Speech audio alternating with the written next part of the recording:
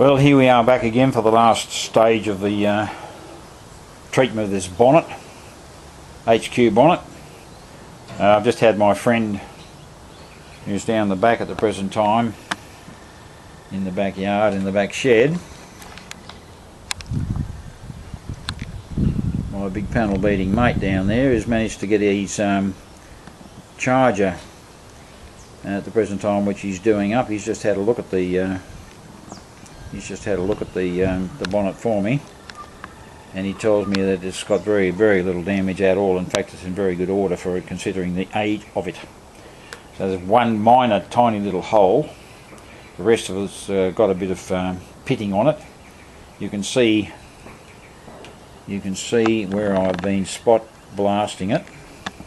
Just there, there's a spot blasts, which have just taken out the light surface rust and a bit of pitting that's there at the present time, and that's the only area of the place that really is a problem. He's looked at the underside of it and he said no, he said you just blast that with either with media, preferably something which does not go down in behind it, and he said that's perfectly acceptable and in very good order for the whole thing. So that's Pickle X there I've got.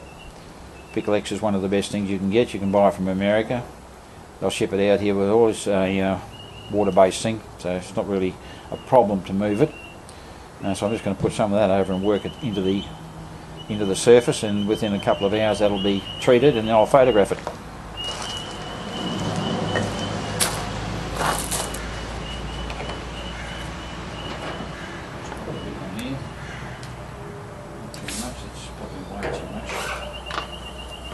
See what it's doing already.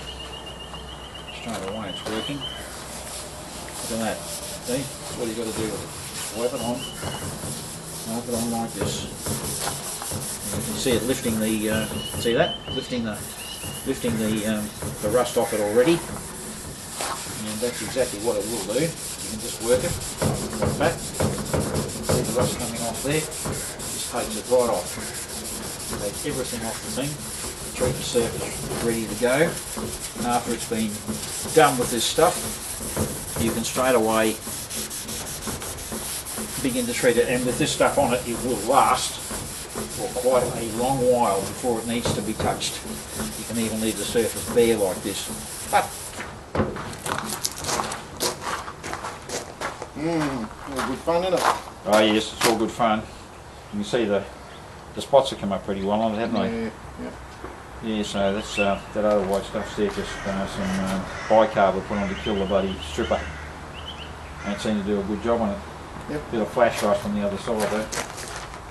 You expect that from yesterday with that rain around? Yeah. Yeah, okay. What are you going to do down there? Okay, I'll come and look later. It's looking good. Yeah, if I can get this done today, then I've still got one little bit of welding to do yet.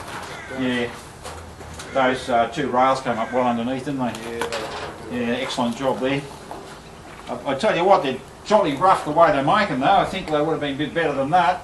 Yeah, I had to fuck around with them a bit to make them fit. Yeah. Good stuff though.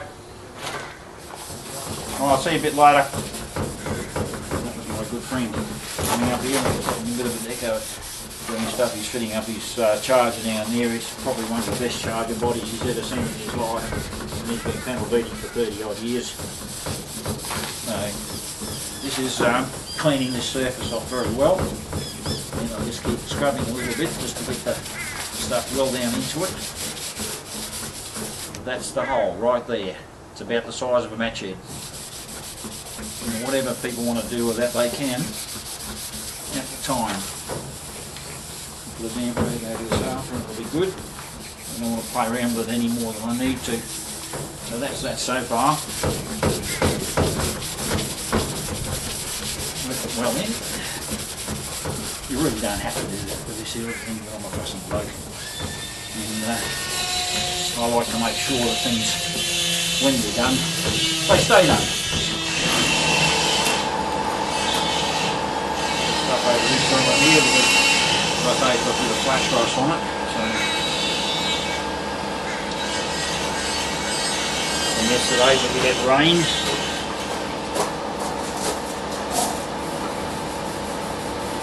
Take a little bit off. You can see the activity straight away on this, where it's hit it. It's almost instant. Whoops.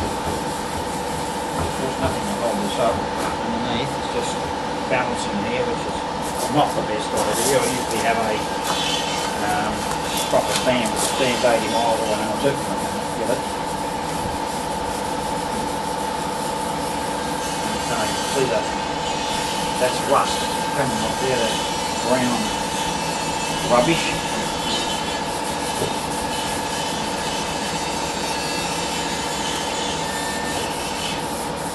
Factory undercoat. These edges are always hollow. That's the way they're done when they're put together. I used to work at GMH. You've got big dings right at the side here at the end, probably half an inch or more, maybe that long. What we used to use was a screwdriver, Stanley screwdriver and a hammer, and we drive in the sides here, 2 or 3 places, lever it up. We'd use an air grinder with an 80 grit pad on it, and we'd rip it off down there, and then it'd go off to the body shop where it'd be filled with lead. So, and believe me, some of them were rough, really rough. And you'll find that when you go looking at these old bonnets and you're sitting down, they say, "Oh my God, look at the condition of this thing. Someone's made a huge mess of it." It's not factory. Factory did all sorts of very, very funny things. That's lead across here, from about there to about here. And that's lead, see that? There's lead. Only light. There's a couple of other spots. Shows up as brighter than the surrounding material. And that's one of the things you'll find with old Holdens or a lot of old cars around the face is that they're full of lead. That's a ding. In fact, they'll be knocked up in about 10 seconds. Add a bit of lead there. And this is the hollow here, but that's behind one of the braces behind it. But a flat bar put in there gently, just to lever that up and knock it off dolly, and that will come up and you can file finish it. In fact, everything on this bonnet could be file finished if you want to. Go to the trouble. That's it. Right, well, that's pretty well done. We'll leave that to divert itself off at the present time, and that'll be very good. Then I'll wipe it down with a damp rag.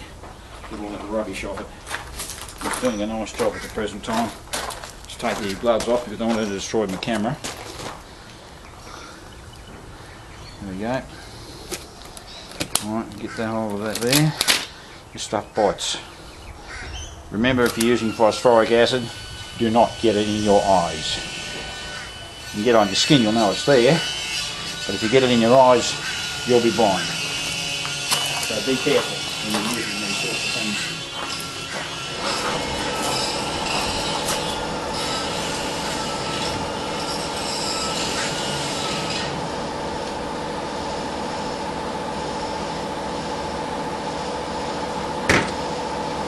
So the next segment I do of this will be to show you me rubbing it down, and then that will be that.